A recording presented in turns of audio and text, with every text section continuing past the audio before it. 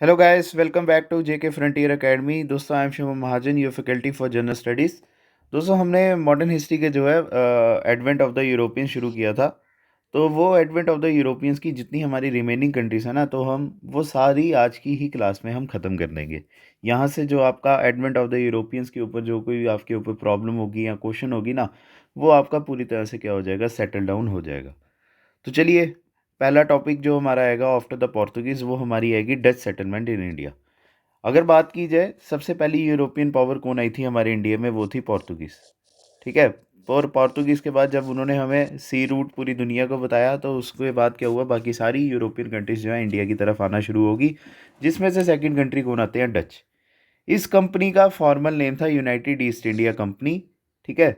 Formal name जैसे east India company हम जानते हैं ना, हर कोई जानता है अंग्रेज़ों की जो कंपनी थी उसको ईस्ट इंडिया कंपनी कहते थे, पर उसका ओरिजिनल नाम कुछ और था।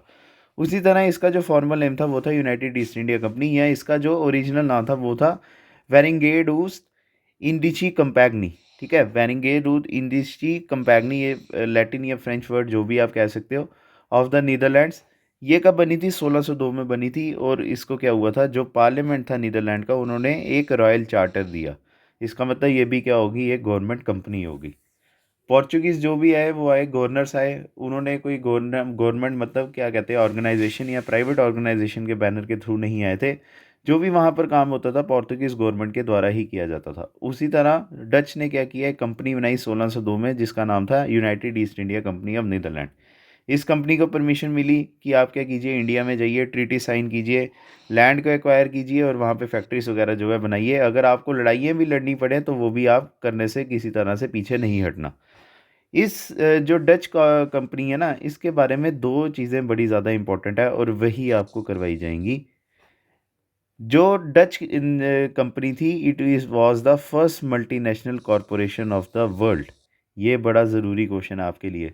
1602 में दुनिया का सबसे पहला मल्टीनेशनल कॉरपोरेशन बना, और ये वही पहली कंपनी थी दुनिया की जिसने स्टॉक्स इशू करना शुरू कर दिए। या आपको पता होगा, शेयर्स जो होते हैं, शेयर्स का कंसेप्ट लाने वाले भी यही थे सबसे पहले। फिर उसके बाद इनका मोटिव भी हमारे इंडिया में वैसे ही था जैसे पोर्तुगीज़ का मोटिव था, कि आप क्या कीजिए, हमारे यहाँ पर पैसा कमाइए अच्छी तरह से, और हमारा जो कॉटन, इंडिगो, सिल्क वगैरह का जो ट्रेड है वो आप क्या कर लीजिए, अपने अंडर कर लीजिए। सबसे पहले पर्सन जो हमारे इंडिया में आए, या सबसे पहले डचमैन जो इंडिया में आए, वो आए कॉर्नेलिस डीस हुटमैन। ठीक है, 1596 में ये हमारे इंडिया में आए थे, सुमात्रा और बाटम में। फिर उसके बाद ये हमारे जावा, सुमात्रा वगैरह जो है आना शुरू हो गए, और इन्होंने अपना हेडक्वार्टर जो है कहाँ पे बनाया था, बाटविया, जो आज के टाइम पे जकार्ता इंडोनेशिया में है। ठीक है। अब सवाल आता है कि सबसे पहली डच फैक्ट्री या नीदरलैंड की सबसे पहली फैक्ट्री हमारे भारत में कहाँ बनी। वो बनी मसूलीपट्टनम में, जो आंध्रा रीजन में आता है। कब, 1605 में। ये बड़ा ज़रूरी क्वेश्चन है आपके लिए। जैसे आपको वो बताया ना कि ये क्या करते थे, हमारी मतलब सबसे पहला मल्टीनेशनल कॉरपोरेशन वर्ल्ड का कौन था, वो था डच कंपनी। उसी तरह जितनी भी आपने कंट्रीज़ करनी है ना, उनकी सबसे पहली फैक्ट्रीज़ कहाँ पर बनी, वो आपको करनी ही पड़ेगी। पहले पोर्तुगीज़ की हमने, जो कोचीन में बनी थी। अब इनकी आई सबसे पहली मसूलीपट्टनम में। और डच वही लोग हैं जिन्होंने हमारे यहाँ पर, अगर आपसे पूछा जाए कौन सी ऐसी यूरोपियन कंपनी है जो हमारे इंडिया में कॉइन पब्लिश करती थी, किन के ऊपर, भगवान विष्णु या जिनका नाम आता है लॉर्ड वेंकटेश्वर के ऊपर। ठीक है। तो वो कौन आएंगे, हमारे डची आएंगे। ये कहाँ पे ये कॉइन्स को मिंट करते थे, पुलिकट की मिंट में। और वहाँ पे इन्होंने मिंट्स, मिंट्स का मतलब होता है जो कॉइन्स बनाते हैं, और इन्होंने बाकी मिंट्स कहाँ पर बनाए, कोचीन, मसूलीपट्टनम, नागापट्टनम, पौंडीचेरी और पुलिकत में। ठीक है। सबसे बड़ा जो डच मर्चेंट हमारे इंडिया में आया हुआ है, वो आया है जैन ह्यूगन वैन लिंशोटन। ठीक है, सबसे बड़ा जो डच मर्चेंट इंडिया में आने वाला कौन है, जैन ह्यूगन वैन लिंशोटन। और इन्होंने जो है उस समय की एक बुक लिखी थी, इतिनारियो, जो हमारे इंडिया का डिटेल्ड अकाउंट बताती है। तो अगर आपको ये नहीं पूछा जाए कि कौन सा ग्रेटेस्ट मर्चेंट इंडिया में आया था डच का, तो ये पूछा जा सकता है इतिनारियो बुक लिखने वाले कौन थे। ठीक है। एक क्वेश्चन, दो पॉसिबिलिटीज, कुछ भी पूछा जा सकता है। फिर उसके बाद इन्हीं के ऑनर में जो डच कंपनी था, इनका नाम क्या पड़ गया, जैन या वैन कंपनी। ठीक है। डच हमारे इंडिया में पोर्तुगीज़ के कंपटीटर्स बने, और उन्होंने भी हमारे ट्रेडिंग सेंटर पोर्तुगीज़ के साथ कंधे के साथ कंधा मिला के जो है बनाना शुरू कर दिए। फिर उसके बाद डच आर्मी जो है ज़्यादा रिसोर्सफुल थी पोर्तुगीज़ से, क्योंकि इनके पास अच्छी आर्टलरी थी, वारफेयर टेक्निक्स जो है इनके पास अच्छी तरह से थी, जिसकी वजह से डच ने क्या किया, जो पोर्तुगीज़ हैं उनको पूरी तरह से ओवर पावर कर दिया। तो क्या कहते हैं, जो डच है ना, इनका मकसद हमारे इंडिया में सेटलमेंट्स बनाना नहीं था, पर इनका ज़्यादा मकसद ये था कि जो स्पाइस आइलैंड्स है ना, सुमात्रा और जावा के, इंडोनेशिया के, इनके ऊपर जो है इन्होंने अपना दबदबा बनाना था, जिसकी वजह से इन्होंने इंडिया को जो है एक तरह का ट्रांजिशनल पॉइंट बनाया हुआ था। फिर इन्होंने, डच ने क्या किया, सीलोन, जिसको आज के टाइम पे श्रीलंका कहा जाता है, अंग्रेज़ों से उस समय इन्होंने कैप्चर भी कर लिया। फिर डच और इंग्लिश के बीच में क्या हुआ, एक चीज़ बता दूं, श्रीलंका पहले अंग्रेज़ों के पास था, जिसकी वजह से डच और इंग्लिश का कॉन्फ्लिक्ट होना यहाँ पर शुरू हो गया, और इन्होंने एंग्लो डच राइवलरी को जन्म दिया। फिर फाइनली क्या हुआ, अंग्रेज़ों ने, या जो इंग्लैंड के लोगों ने, उन्होंने क्या किया, डच लोगों को हरा दिया। कौन सी बैटल में? बैटल ऑफ बदीरा में। चिंसुरा हुगली जो 1759 में हुई थी, जिसकी वजह से अंग्रेज़ों की पोजीशन जो है बंगाल में स्ट्रेंथन होना शुरू होगी। अब बात करते हैं डच जो है अपनी गवर्नमेंट कहाँ कहाँ से इंडिया में चलाते थे। सबसे पहले आता है पुलिकत, जहाँ पे इन्होंने 1608 में अपनी जो है फैक्ट्री बनाई थी। फिर आता है दूसरा नागापत्तनम, जो इन्होंने 1609 में बनाई थी। फिर चलिए आगे, 1605 से लेकर 1825 तक डच जो है हमारे इंडिया में रहे हैं। और उसके बाद एंग्लो डच ट्रीटी हुई अंग्रेज़ों के बीच में और डच के बीच में, ट्रीटी हुई 1824 में। डच ने क्या किया, अपने फिर जो है सारे ट्रेडिंग पोस्ट को इंडिया में क्या कर दिया, फोर्टिफाई कर दिया। सबसे लास्ट डैनिश कॉलोनी कौन थी? वो थी हमारी सीरमपुर, जो क्या कहते हैं, बाद में ब्रिटेन को इन्होंने क्या कर दी 1845 में। फिर उसके बाद इंडिया की तरफ से इनका जो है इंटरेस्ट कम होना शुरू हो गया, क्योंकि यहाँ पर अंग्रेज़ जो है इनके बड़े, बहुत बड़े राइवल बन के आए। और फिर इन्होंने जो है अपना मोनोपोली कहाँ पे लगाया, माल्या पेनिनसुला में, और उसके साथ साथ इंडोनेशिया में। और इन्होंने क्या किया था, यहाँ पे पोर्तुगीज़ को हरा के ये चीज़ ली थी। डच सेटलमेंट्स इंडिया में आती हैं पहले बंगाल में, पीपली, चिंसुरा, जो इन्होंने 1653 में बनाई थी, कासिम बाज़ार और पटना। कोरोमंडल पोस्ट में इनकी आती हैं मसूलीपट्टनम, पेटापुली, पुलिकत, नागापत्तनम, पोर्टोनोवा, गोलकुंडा और बिमिलीपट्टनम। ठीक है, यहाँ से आपका जो है ये पूरा मैंने आपको बता दिया कि डच फैक्ट्रीज इन्होंने कहाँ कहाँ पे बनाई थी। सबसे पहली इनकी ज़रूरी आएगी 1605 में बनाने वाली, और इन्होंने लास्ट जो बनाई थी 1663 में, कोचिन में। अब इसके बाद जो है दूसरी कंट्री हमारी जो आएगी वो आएगी फ्रेंच। वैसे तो पहले इंग्लिश आने चाहिए थे, पर इंग्लिश के बाद हमारा इतिहास जो है वह पूरा चलता जाएगा। तभी मैंने पहले यहाँ पे क्या किया, अंग्रेज़ों के से पहले जो है फ्रेंच गवर्नमेंट या फ्रेंच कंट्री के बारे में यहाँ पे मैंशनिंग की है। चलिए फ्रांस के बारे में करते हैं। लुइस 14 जो फ्रांस के राजा थे, उन्होंने क्या किया 1664 में, जब इन्होंने देखा पोर्चुगल इतना ज़्यादा पैसा कमा रहा है, डच इतने ज़्यादा पैसा नहीं, या नीदरलैंड इतना ज़्यादा पैसा कमा रहा है, अंग्रेज़ जो 1602 में हमारे, सॉरी 1600 में इंडिया में आए थे, वो इतना ज़्यादा पैसा कमा रहे हैं, तो हम क्यों पीछे हटे? तो फिर लुइस 14 ने क्या किया, फ्रेंच मिनिस्टर कॉलबर्ट को परमिशन दी कि आप क्या कीजिए, एक कंपनी बनाइए, फ्रेंच कंपनी, जो हमारे इंडिया में जाके क्या करेगी, काम करेगी। उस कंपनी का नाम था कंपैगनी डीस इंडीस ओरिएंटलिस। ठीक है, इस कंपनी का क्या नाम था, कंपैगनी डीस इंडीस ओरिएंटलिस, जो कब बनी 1664 में। ईस्ट इंडिया कंपनी की तरह, ए सॉरी, अगर आप ईस्ट इंडिया कंपनी को देखो, वो क्या थी, एक प्राइवेट कंपनी थी। इन्होंने प्राइवेट कंपनी नहीं बनाई। फ्रेंच कंपनी जो है पूरी तरह से क्या थी, फ्रेंच गवर्नमेंट के कंट्रोल में थी। फिर उसके बाद सबसे पहली फैक्ट्री इनकी सूरत में आई थी 1668 में, जो किसने बनाई, फ्रांसिस कैरन ने। ठीक है, ये एक और आपके लिए ज़रूरी क्वेश्चन आ गया कि सबसे पहली फ्रांस की फैक्ट्री कहाँ पर थी, सूरत में। और एक और चीज़ आपको बता दूं, अंग्रेज़ों की और फ्रेंच लोगों की जो है पहली और दूसरी फैक्ट्रीज एक ही जगह पर है। इन्होंने भी सूरत में बनाई थी, अंग्रेज़ों ने भी सूरत में बनाई। इन्होंने सेकंड फैक्ट्री मसूलीपट्टनम में बनाई, अंग्रेज़ों ने भी जो है अपनी सेकंड फैक्ट्री कहाँ पे, मसूलीपट्टनम में बनाई थी। इन्होंने पहली फैक्ट्री सूरत में 1668 में बनाई, और सेकंड फैक्ट्री मसूलीपट्टनम में 1669 में बनाई, जो किसके द्वारा बनाई गई थी, मारकैरा के द्वारा। ठीक है, मसूलीपट्टनम वाली मारकैरा के द्वारा, और फ्रांसिस कोरियन के द्वारा जो है सूरत वाली।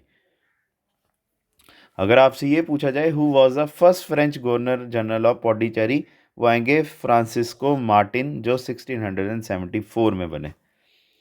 फिर उसके बाद एक चीज़ और, सिकंदर खान लोदी। एक चीज़ आपको बता दूं, सिकंदर खान लोदी ने ना हुमायूं के खिलाफ लड़ाई लड़नी थी। ठीक है, हुमायूं के खिलाफ जो है लड़ाई लड़नी थी, तो इन्होंने क्या किया, फिर उसके लिए फ्रांस की मदद मांगी। जिसके लिए फिर इन्होंने क्या किया था, पौंडीचेरी जो है फ्रांसिस्को मार्टिन को दे दिया 1673 में।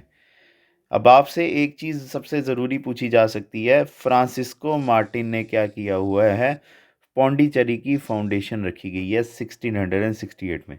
ठीक है, पौंडीचेरी बनाने वाले कौन है, फ्रांसिस्को मार्टिन, और उसके बाद पौंडीचेरी जो है पोर्तुगीज़ की जो है कैपिटल बनी थी इंडिया में। चलिए अब आगे। फिर डच जो है अंग्रेज़ों के अलायंस में इन्होंने क्या किया था, पौंडीचेरी को 1693 में इन्होंने जीत लिया था, पर ट्रीटी ऑफ रिस्विक जो हमारे डच और फ्रांस के बीच में साइन हुई थी 1679 में, सॉरी 1697 में, इन्होंने क्या किया, फिर पौंडीचेरी को रिस्टोर कर दिया या वापस दे दिया, किसको, फ्रांस को। ठीक है, पौंडीचेरी की फाउंडेशन रखने वाले कौन है, फ्रांसिस्को मार्टिन, पर नज़र किनकी थी इनके ऊपर, वो थे अंग्रेज़ों की और इनकी पोर्तुगीज़ की, सॉरी डच की। ये इन्होंने लड़ाई में हार भी दी थी, पर जब ट्रीटी हुई, ट्रीटी ऑफ रिस्विक, उसमें जो है पौंडीचेरी वापस दे दिया गया फ्रांस को। फ्रेंच कंपनी जो है वो ज़्यादा किसके ऊपर इंटरेस्टेड होते थे, हमेशा फैक्ट्रीज बनाने के ऊपर, कहाँ पे, कोस्टल एरियाज़ में। तो इन्होंने कहाँ कहाँ पे जो है फैक्ट्रीज बनाई, सबसे पहले कारिकाल जो पौंडीचेरी में, बालासोर उड़ीसा में, कासम बाजार बंगाल में, और ये इनके क्या बन गए, मेन ट्रेडिंग सेंटर। शेषता खान जो बंगाल के सूबेदार थे, उन्होंने क्या किया, फ्रांस को पूरी तरह से परमिशन दी कि आप क्या कीजिए, फैक्ट्री बनाइए, कहाँ पर, चंदर नगर में, कहाँ पे, 1674 में। फिर उसके बाद वॉर ऑफ स्पेनिश सक्सेशन हुआ यूरोप में 1701 से लेकर 1714 में, जिसकी वजह से फ्रांस की पोजीशन जो है हमारे इंडिया में थोड़ी वीक होना शुरू होगी, और उन्होंने फिर क्या किया, अपनी फैक्ट्रीज जो सूरत, मसूलीपट्टनम और बाटम जो इंडोनेशिया में है, इन्होंने क्या किया, अपनी फैक्ट्रीज को जो है छोड़ दिया। पर इनका जो कंट्रोल था कहाँ पर था, मॉरिशियस में। कब, इन्होंने 1721 में वो कंट्रोल ले लिया। माही जो मालाबार कोस्ट आता है, वहाँ पे इन्होंने 1725 में ये कंट्रोल किया, और कारीकाल को इन्होंने 1738 में क्या कर दिया, अपने अंडर कर दिया। अब आता है फ्रांस की इतिहास का एक ऐसा मोड़ जिसने फ्रांस की पोजीशन हमारे इंडिया में स्ट्रॉन्ग करना शुरू कर दी थी। फ्रांस ने एक गवर्नर चुना जिसका नाम था जोसेफ फ्रांसिस्को ड्यूप्लेक्स। ठीक है, जिसको ड्यूप्ले भी कहा जाता था। इन्होंने क्या किया, फ्रेंच कंट्रोल हमारे इंडिया में ज़्यादा स्ट्रॉन्ग किया। ड्यूप्लेक्स ने मद्रास जो है 1746 में कैप्चर किया था, जो अंग्रेज़ों को इन्होंने 1746 में क्या कहते हैं, ट्रीटी ऑफ पेरिस के थ्रू वापस दे दिया था। सॉरी, ट्रीटी ऑफ पेरिस नहीं आएगा, ट्रीटी ऑफ एक्स ली चैपले। ठीक है, ट्रीटी ऑफ एक्स ली चैपले हुई थी, जिसमें इन्होंने क्या किया था, वापस जो है मद्रास अंग्रेज़ों को दे दिया। Joseph Francisco Duplex was the first European who initiated the policy of intervening in the quarrels of Indian princes। इसका मतलब क्या हुआ, पहले पोर्तुगीज आए, डच आए, अंग्रेज़ आए, इन्होंने किसी ने भी हिम्मत नहीं की, कोई मुग़ल बादशाह हो गया या लोकल रूलर हो गया, उनके जो पर्सनल मुद्दे हैं या पर्सनल लड़ाई हैं उसमें दखल अंदाजी देने की। पर ड्यूप्लेक्सिस ने क्या किया, ये कंसेप्ट हमारे इंडिया में शुरू किया। फिर उसके बाद बैटल ऑफ कॉन्दोर हुई 1758 में, जो अंग्रेज़ों और फ्रांस के बीच में हुई थी, जिसमें फ्रांस पूरी तरह से हार गए और फ्रेंच पावर हमारे इंडिया में हारना शुरू होगी। इसके बाद अंग्रेज़ और फ्रांस वाले हमारे इंडिया में बड़ी ज़्यादा राइवलरीज में जो है लड़े हैं, जिसको एंग्लो फ्रेंच राइवलरी कहा जाता है इंडिया में। अब ये एंग्लो फ्रेंच राइवलरी क्या होती है, हमारे इंडिया का साउदर्न रीजन जीतने के लिए। इसको कार्नेटिक वॉर कहा जाता है, जो 1746 से लेकर 1763 में हुई है। अगर आपसे एग्ज़ाम में पूछा जाए कि फ्रांस जो है उसकी पोजीशन इंडिया में वीक कैसे हुई, वो यही रीज़न है। जो 1746 से लेकर 1763 तक जो है हमारे इंडिया में लड़ाई हुई है ना, कार्नेटिक वॉर्स, इसकी वजह से जो है इंडिया में फ्रांस पूरी तरह से इंग्लैंड से हारना शुरू हो गया। चलिए अब उन्हीं के बारे में बात करते हैं। पहली कार्नेटिक वॉर जो है 1746 से लेकर 1748 तक हुई है। ये क्यों हुई थी हमारे इंडिया में, क्योंकि यूरोप में उस समय ऑस्ट्रिया वॉर ऑफ सक्सेशन हुआ था। ठीक है, यूरोप में लड़ाई हुई थी ऑस्ट्रिया को जीतने के लिए, जिसकी वजह से हमारे इंडिया में एंग्लो फ्रेंच रेवलरी हुई, और 1748 में जो है ये क्या होती है, ख़त्म होती है, और ट्रीटी ऑफ एक्सला चैपले हुई, जिसमें फ्रांस जो है विक्टोरियस हुआ। मैंने आपको बताया था ना, मद्रास उन्होंने 1746 में जीता था और 1748 में जो है वापस दे दिया था। क्यों दिया था, क्योंकि यूरोप में ट्रीटी ऑफ एक्सला चैपले हुई थी, जिसमें फ्रांस ने जो है इंग्लैंड से जीते हुए एरियाज जो हैं सारे वापस दे दिए। सेकेंड कार्नेटिक वॉर कब हुई थी, 1749 से लेकर 54 तक। ये इनडिसिसिव बैटल रही थी।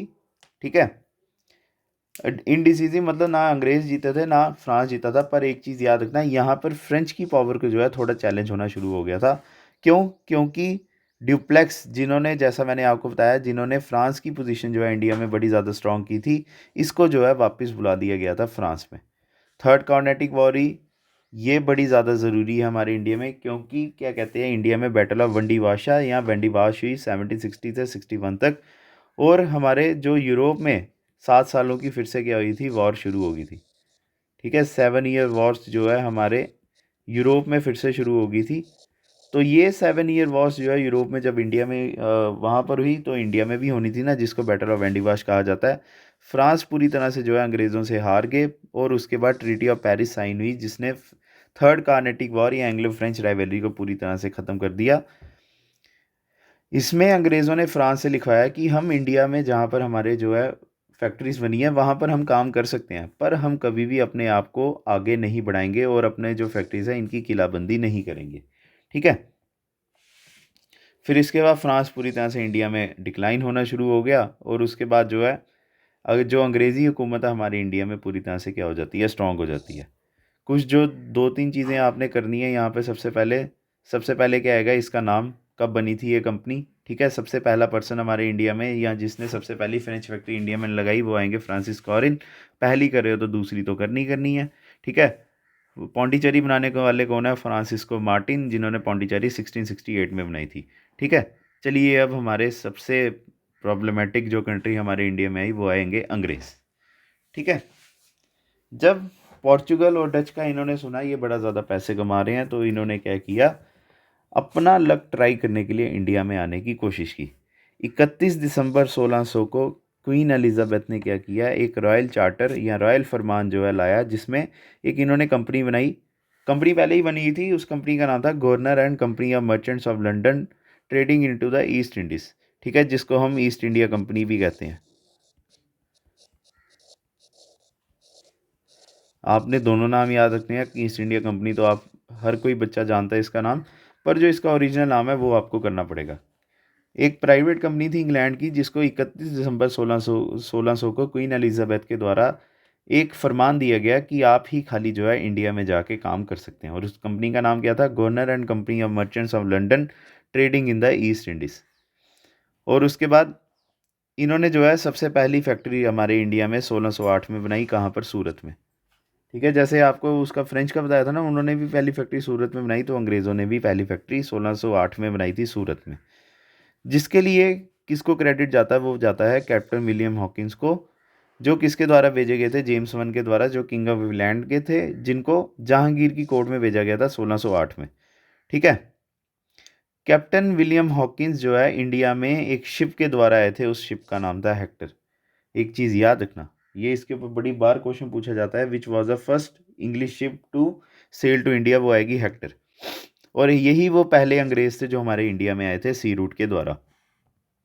चलिए आगे, नवंबर 1612 में अंग्रेजी कमांडर जिनका नाम था Thomas best, captain Thomas best जो है वो इंडिया में आए। वो कौन सी शिप के द्वारा आए, ड्रैगन के द्वारा, और उसके साथ एक छोटी शिप थी जिसका नाम था ओसियंडर।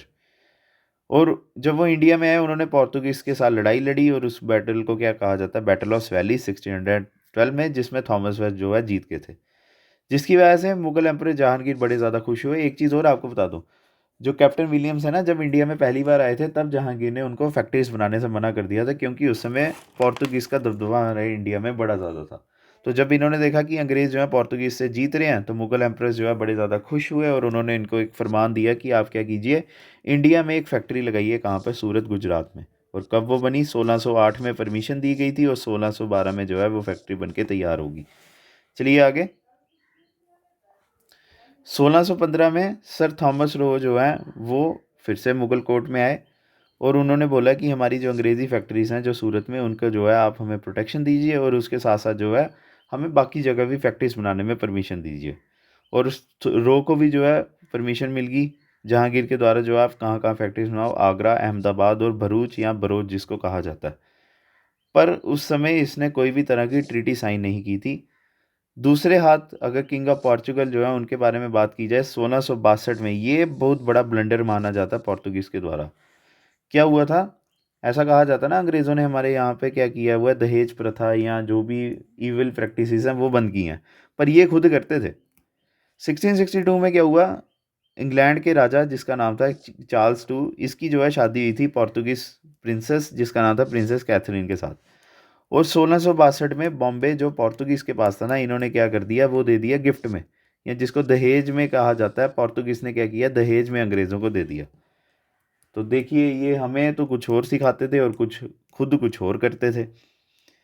सेकंड फैक्ट्री इन्होंने कहाँ पे बनाई, मसूलीपट्टनम में, कब, 1616 में।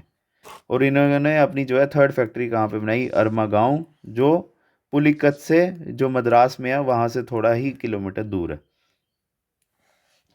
ये पोजीशन अंग्रेज़ों की और ज़्यादा स्ट्रांग होगी जब अंग्रेज़ों को एक गोल्डन फरमान मिला, कहाँ से, सुल्तान ऑफ गोलकंदा के द्वारा 1632 में, जिन्होंने इनको बोला कि आप जो है पूरी तरह से यहाँ पे ड्यूटी फ्री या टैक्स फ्री जो है काम कीजिए, और उसके अलावा आप क्या करना, मुझे 500 रुपये साल के दे देना, ठीक है। यहाँ 500 पगोड़ा इसको कहा जाता था। फिर इन्होंने जो है अपनी फैक्ट्रीज कहाँ कहाँ पे बनाई, हरिपुर उत्तर प्रदेश में, और बालासोर उड़ीसा 1633 में। 1639 में एक अंग्रेज़ी मर्चेंट आए जिनका नाम था फ्रांसिस डे, और इनको जो है परमिशन कहाँ से मिली, रूलर ऑफ चंदागिरी से, कहाँ पे फैक्ट्री बनाने के लिए, मद्रास में। फिर क्या कहते हैं, जो फैक्ट्री मद्रास में बनी ना, इसका नाम क्या पड़ा, फोर्ट सेंट जॉर्ज। जो इन्होंने क्या किया, फोर्ट सेंट जॉर्ज को क्या बना दिया, अब इनका हेडक्वार्टर बना दिया, कहाँ पे, साउथ इंडिया में। पहले फोर्ट सेंट जॉर्ज से पहले अंग्रेज़ों का हेडक्वार्टर इंडिया में क्या होता था, मसूलीपट्टनम। फिर उसके बाद अगर आपसे ये पूछा जाए मद्रास के रियल फाउंडर कौन आएंगे, वो अंग्रेज़ खुद ही आएंगे, ठीक है। English is consider as a real founder of Madras.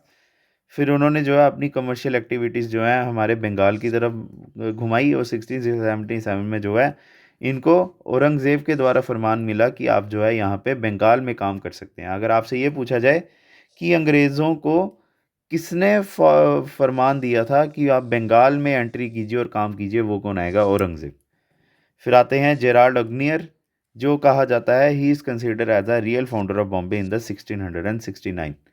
पहले हमने पौंडीचेरी के बारे में बात की, ठीक है। पौंडीचेरी के रियल फाउंडर कौन थे, वो आएंगे क्या कहते हैं, फ्रेंच। उसी तरह बॉम्बे के रियल फाउंडर कौन आएंगे, वो आएंगे जेराल्ड ऑग्नर, हु वाज ए ब्रिटिशर। इसके साथ साथ जैसे जैसे वो आगे टाइम बढ़ता गया, उनकी पॉपुलेशन यहाँ पे बढ़ती गई, तो इन्होंने फिर क्या किया, यहाँ पे कोर्ट ऑफ डायरेक्टर्स की पोजीशन लाई, जिसमें आप जो है एडमिनिस्ट्रेटिव फंक्शन जो है हमारे इंडिया में अच्छी तरह से कर सके। बंगाल में जो इन्होंने फोर्ट बनाया था, उस फोर्ट का नाम था फोर्ट विलियम्स।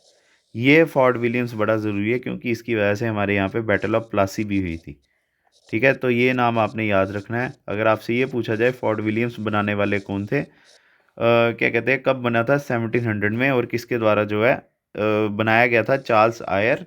और चार्ल्स आयर को ही जो है इसका पहला प्रेसिडेंट भी चुना गया था।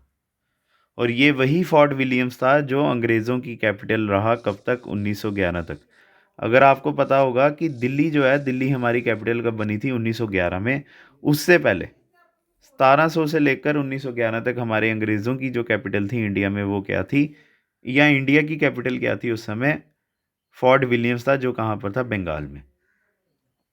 फिर आता है ईस्ट इंडिया कंपनी, जो है अपने तरह से अपने आप को जो है एक सोवरियन पावर ट्रीट करना शुरू करके, और उन्होंने फिर हमारे इंडिया में बड़ी ज़्यादा ट्रीटी साइन की, जिसमें ब्रिटिश क्राउन को कुछ भी नहीं पता चलता था। देखिए, ये अंग्रेज़ों का लालच ही था, ब्रिटिश क्राउन को पता नहीं। देखो, उन्होंने यहाँ पे काम करने भेजा था, अब उनको ये थोड़ी ना पता है, उस समय कोई फ़ोन वगैरह थोड़ी ना होते थे जिससे वो नॉलेज लेते थे। तो इनको ये नहीं पता होता था कि अंग्रेज़ों को, कि ये कर क्या रहे हैं, वहाँ पे लोगों को कैसे लूट रहे हैं ये। फिर उसके बाद बात करते हैं नॉरिस मिशन के बारे में। विलियम थर्ड जो किंग ऑफ इंग्लैंड थे, इन्होंने एक कंपनी बनाई 1698 में, जिसका नाम क्या बना, English company trading in the east.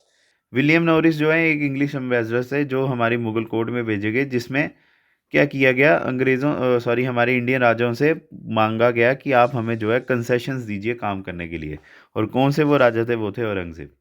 फिर उसके बाद आता है सर जॉन सरमन मिशन। 1717 में अम्बेसडर जॉन सरमन जो है हमारे पास इंडिया में आते हैं, जो हमारी इंडियन हिस्ट्री का सबसे ज़रूरी इवेंट आता है। 1717 में क्या होता है, एक मुग़ल बादशाह थे जिनका नाम था फारूक शियार, ये बड़े ज़्यादा बीमार हो जाते हैं। तो जॉन सरमन के जो है एक आते हैं डॉक्टर, जिनका नाम था विलियम हैमिल्टन, ठीक है। विलियम हैमिल्टन थे, जिन्होंने क्या किया था, फारूक शियार की क्या कहते हैं, बीमारी का इलाज बताया था। तो फारूक शियार अंग्रेज़ों से उस समय बड़े ज़्यादा खुश हुए थे, जिसकी वजह से सर जॉन सरमन ने क्या किया, इस मौके का फ़ायदा उठाते हुए इनसे एक जो है फरमान लिया, ठीक है? जिसमें इनको जो है ट्रेडिंग राइट्स मिल गए, कहाँ के, बंगाल, गुजरात, हैदराबाद और बॉम्बे के। और यही इवेंट को क्या कहा जाता है, मैग्ना कार्ता कहा जाता है अंग्रेज़ों के लिए। मैग्ना कार्ता का मतलब होता है कि अगर ये इवेंट अंग्रेज़ों के लिए नहीं ना हुआ होता तो अंग्रेज़ हमारे इंडिया में सर्वाइव नहीं कर पाते। तो ये आपके लिए बड़ा ज़रूरी है। अगर आपसे एग्ज़ाम में पूछा जाए कौन सा इवेंट जो है अंग्रेज़ों के लिए मैग्ना कार्ता आता है, वो आएगा हमारा 1717 का, जब जॉन सरमन को जो है रॉयल फरमान मिलता है, किससे, फारूक शियार से, क्या करने के लिए, बंगाल, गुजरात, हैदराबाद और बॉम्बे में ट्रेड करने के लिए। चलिए अब आगे। अंग्रेज़ों के जो है इंपॉर्टेंट इवेंट हमारे इंडिया में 1600 में ईस्ट इंडिया कंपनी बनती है। 1608 में क्या होता है, विलियम हॉकिंस हमारे जहांगीर की कोर्ट में आते हैं। 1611 में कैप्टन मिडलटन को परमिशन मिलती है सूरत में काम करने की, ठीक है, और वो गवर्नर ऑफ सूरत बना दिए जाते हैं। 1612 में इनकी सबसे पहली फैक्ट्री बन जाती है सूरत में। 1615 में सर थॉमस रो आते हैं, कहाँ पे, जहांगीर की कोर्ट में, और उनको जो है फरमान्स मिल जाते हैं ड्यूटी फ्री ट्रेड करने का। 1616 में ईस्ट इंडिया कंपनी ने अपनी सेकंड फैक्ट्री कहाँ पे बना दी, मसूलीपट्टनम में। 1632 का जो हमने किया था, गलकंदा के सुल्तान ने इनको बोला कि आप जो है ड्यूटी फ्री काम कीजिए और मुझे साल का पैसा दे दीजिए आप, खाली 500 रुपये या 500 पगोड़ा। चलिए अब आगे। 1633 में उनकी जो है फैक्ट्री बनी कहाँ पे, हरीपुर, बालासोर वगैरह जो है, और ये हमारी ईस्टर्न इंडिया की सबसे पहली फैक्ट्री थी। ये चीज़ें करने की आपको ज़रूरत नहीं है, वैसे ये वाला कर लेना 1651 जो बड़ा ज़रूरी आएगा आपके बाद। 1662 जो आपको पता है क्या हुआ था, इनको बॉम्बे जो है कहाँ पे मिल गया था, डोरी में। ये बड़ा ज़रूरी इवेंट है। 1667 में इनको क्या हुआ, फरमान मिला किसके द्वारा, औरंगज़ेब के द्वारा, कि आप बंगाल में काम कीजिए। फिर आता है 1717 का, जो क्या है, मैग्ना करता है अंग्रेज़ों का, ठीक है। तो दोस्तों यहीं से आपका जो है एडवेंट ऑफ यूरोपियंस ख़त्म होता है। एडवेंट ऑफ यूरोपियंस जो है ख़त्म होता है। तो इसके बाद जो है हम आगे हमारी मॉडर्न हिस्ट्री जो आगे होगी हम उसको कंटिन्यू करेंगे। अगर आपको हमारी वीडियो पसंद आती है, वीडियो अगर पसंद आई है तो इस वीडियो को लाइक ज़रूर कीजिएगा। कमेंट सेक्शन में ज़रूर बताना कि क्या ये वीडियो आपके लिए बेनिफिशियल थी या नहीं थी। अगर आपने हमारे चैनल को सब्सक्राइब नहीं किया हुआ तो सब्सक्राइब ज़रूर कर लीजिएगा और बेल आइकन को ज़रूर प्रेस कर दीजिएगा, ताकि हमारे सारे अपडेट्स जो हैं आपको मिलते रहें। और लास्ट, ये हमारी वीडियो को शेयर ज़रूर दोस्तों के साथ कीजिएगा, कि ताकि हर किसी का जो है बेनिफिट हो सके। तो चलिए दोस्तों, नेक्स्ट वीडियो में आपके साथ मिलते हैं। जो हमारा नेक्स्ट टॉपिक होगा उसको हम करेंगे, और मोस्ट प्रोबेबली हमने क्या करना है, एंग्लो फ्रेंच राइवलरी तो करनी है, कार्नेटिक वॉर्स को एक बार फिर से लेआउट दे देंगे, और उसके बाद जो है ब्रिटिश कॉन्क्वेस्ट ऑफ बंगाल हम जो है करेंगे, ठीक है, ब्रिटिश कॉन्क्वेस्ट ऑफ बंगाल। चलिए फिर कल मिलते हैं आपको दोस्तों।